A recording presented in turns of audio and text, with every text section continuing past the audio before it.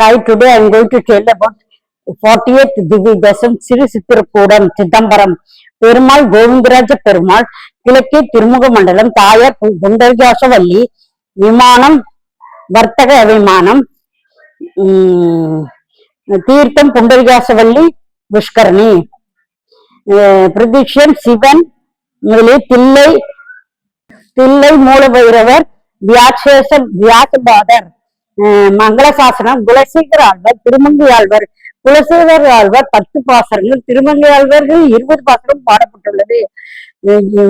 சிதாரமும் இந்த கோவிந்தராஜ பெருமாள் சிதம்பரம் கோவிலுக்குள்ளே இருக்கிறார். ஸ்ரீ கோவிந்த ராஜசுவாமியே நமஸ்தே. சோழ நாட்டு திவ்ய தேசங்களில் கடைசி திருத்தலம் இந்த திவ்ய திருச்சித்திரக்கூடம். தில்லை நகரம் சிதம்பரம் என்னும் அற்புதமான கோவில். கோவிந்தராஜ பெருமாள் பார்த்தசாரதி எம்பெருமானுடைய ஆஸ்தான். ஒரு பக்கம் தில்லை நடராஜனுடைய கோவில், மற்றொரு பக்கம் சியான திருக்கோவில் பெருமாள் கோவிந்தராஜ சயான பெருமாள் கோவில். இந்த தில்லையில் இருக்கிறது. உற்சவர் கோவிந்தராஜ பெருமாள்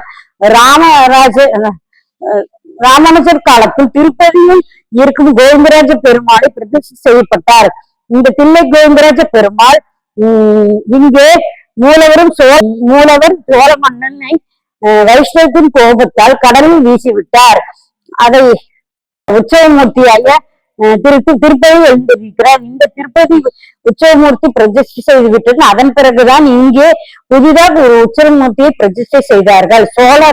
சோழர் சிம்மபுரம் கொட்டாரங்க ஆட்சியார் இதனை பிரதிஷ்டை செய்ததால் வந்த நாள் முதல் நிறைய ஆபத்துகள் சந்தித்து வந்திருக்கிறது இந்த ஊர்தான். இதன் பெயர் ஏன் தில்லை என்ற பெயர் வந்தது, ஏன் சித்திரக்கூடம் ஏன் பெயர் வந்தது? விஸ்வகர்மா இந்த கோயிலை கட்டினார். இது சித்திரக்கூடம். கூடம் என்றால் மண்டபம், சித்திரம் என்றால் அழகான வேலைப்பாடுடைய மண்டபம். எதற்கு இந்த மாதிரி எதுக்காக இப்படி கட்டியிருக்கிறார்கள் என்றால் நாட்டியம் நடக்கும் என்று கட்டியிருக்கிறார்கள். யாருடைய நாட்டியம் இங்கே நடக்கும் என்றால் சிவபெருமான் பார்வதி தேவி போட்டியிட போகிறார்கள். அப்போது ஆடி பாடி இருக்கிறார்கள். இங்கே என்ன சிவபெருமான் பார்வதி தேவி போட்டியிட்டு போகிறார்கள். அப்போ ஆடி பாடுவதற்கு இங்கே என்ன புதுசு? ஏற்கனவே ஆட்டத்தில் போட்டியிட்டு இங்கேதான் சிவன் தான் நன்றாக ஆடுகிறார், பார்வதி அவ்வளவு ஆடவில்லை என்று பதில் வந்தது. இது இவர்களுக்கு கோபம். அதனால் அனைத்தும் ஒத்துக்கொள்ள முடியாது. அதனால் பெருமாளில் இருந்து சென்று கேட்போம். அவர் எப்போதும் உண்மை பேசுவார். அப்படி என்ன எல்லாம் பேசுவார் என்று தெரியாது. இவர் பக்தர்களுக்கு சத்தியனானம் ஆனந்த பிரம்மா பெருமாள் என்றால் இதன் சரித்திரம் என்னவென்று சொல்லியிருக்கிறது என்று பார்த்தால் அல்லவோ, விளையாட்டிற்கு பக்தனை ரட்சிக்க எந்த பொய்யும் பெருமாள் சொல்வார். அவர் சொல்வார் ஆட்டம் பார்க்கறதுக்கு ஆட்டம் பார்க்கறது என்றால் என்ன இருக்கிறது, நான் பார்க்கிறேன் என்று படுத்துக்கொண்டே பார்க்கிறேன் என்று கூறினார். நீங்கள் இந்த என்றால் ஆடுங்கள், ஆட்டம் முடிந்தபின் எல்லாருடைய நீங்கள் எப்படி ஆடுகிறீர்கள் என்று சொல்கிறோம், எல்லோருடைய அபிப்பிராயத்தையும் கேட்டுவிட்டு சொல்கிறேன் என்றார் பெருமாள். சிவனுக்கு புரிந்து விட்டது. எதற்கோ இப்படி இவர் அடி போடுகிறார், அவர் சரியாக பதில் சொல்ல போகிறார், என்ன சொல்ல போகிறார் என்று அனைவரும் பார்த்தார்கள். விஸ்வகர்மா கேட்டார். மண்டபத்தை கட்டி முடித்து விட்டார். 2 பேரும் ஆடுவதற்கு ஆரம்பித்தார்கள். பரமசிவன் ஆடுகிறார். அவருடைய ருத்ராண்டகத்தை பார்வையால் ஆட முடியவில்லை. சற்றே வெற்றி தலைவந்து இருக்க எல்லோரும் தேவர்கள் சிவன் ஜெயித்தார் என்று சொல்ல எல்லோரும் சொல்லிவிட்டார். நான் என்ன சொல்ல வேண்டும் என்று பெருமாள் கேட்கிறார். பார்வதிக்கு கோபம் வந்து திருச்சித்திரக்கூடத்திலிருந்து வெளியேறி பெரிய காளி கோவிலில் போய் இருந்து விட்டார். இப்போவும் அப்படித்தான் இருக்கிறார். தில்லை மூவராயும் இந்த கோவிலில் தான் சிவன் கோவில், நடராஜ கோவில். பெருமாள் கம்பீரமாக சயான திருக்கோலத்தில் கோவிந்தராஜ பெருமாள் எழுந்துள்ளார். பிள்ளை என்று பெயர் வர காரணம் ஏன் என்று பெயர் வந்தது? குலசேகர ஆழ்வாரும் திருமங்கை ஆழ்வாரும் பாசரம் பாடியுள்ளார்கள். திருமங்கை ஆழ்வார் 20 பாசரமும் பாடியுள்ளார். குலசேகரால் 10 பாசரம் பாடியுள்ளார். குலசேகர ஆழ்வார் இந்த பெருமாளுக்கு ராமராக காட்சி கொடுத்திருக்கிறார். இந்த சித்திரக்கூடம் தில்லை என்று பெயர் வந்ததுக்கு ஒரு சரித்திரம் இருக்கு. தஞ்சை மாமணி கூடத்தில் 3 பேரை பார்த்தோம் அல்லவா? அதாவது தஞ்சகன் ஒருத்தன், தண்டகன் ஒருத்தன், கஜமுகன் ஒருத்தன் என்று இந்த 3 பேருக்கும் அழைத்து வந்து தஞ்சகன் பெயர் தான் தஞ்சாவூர் இருக்கு, தண்டகன் பெயர்கள் தண்டவனம் ஆச்சு. நேற்று பார்த்தோம் அல்லவா? அவர்கள் இன்று 3 பேரையும் அழைத்து விட்டார்.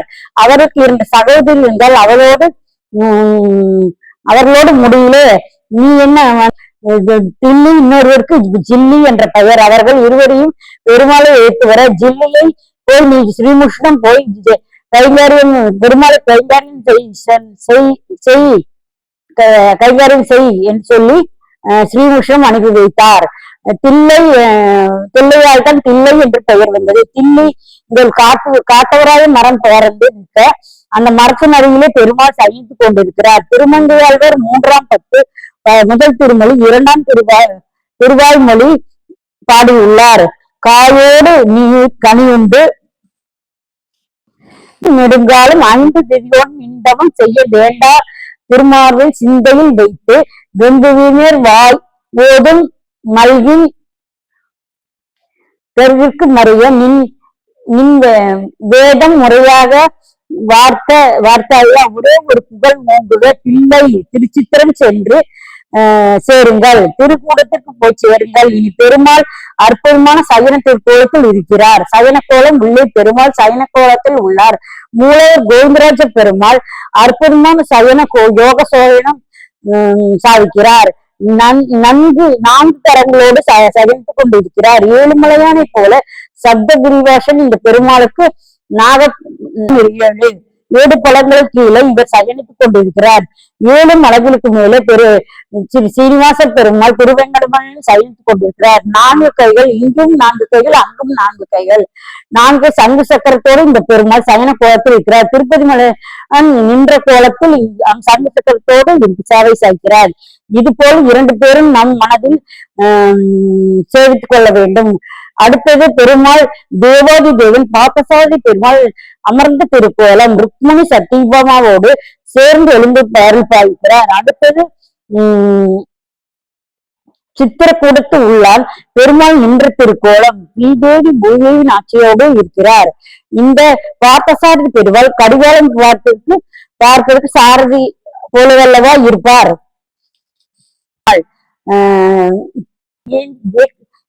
இயக்கங்கள் எல்லாம் கரிகட்டு ஓடுகிறது அல்லவா? பெருமாள் தான் மணல் குதிரை கடிவாளம் போட்டு தேரோட்டியாக இருந்து கடிவாளம் எடுத்து போடுகிறார். குண்டரிகாசவள்ளி தாயார் ஆண்டாளுக்கு அற்புத சந்நிதி உள்ளது. ஆண்டாளி பாசனத்தில் கூடார வெல்லும் சீர் கோவிந்தா என்று 27வது பாசனம் நிச்சயமா எல்லோருக்கும் தெரியும். அன்று எல்லோரும் கோயிலுக்கு சென்று சர்க்கரை பொங்கல் கிடைக்கும் என்று சொல்வார்கள். 28வது பாசனம் குறை ஒன்றும் இல்லாத கோவிந்தா என்று சொல்வார்கள்.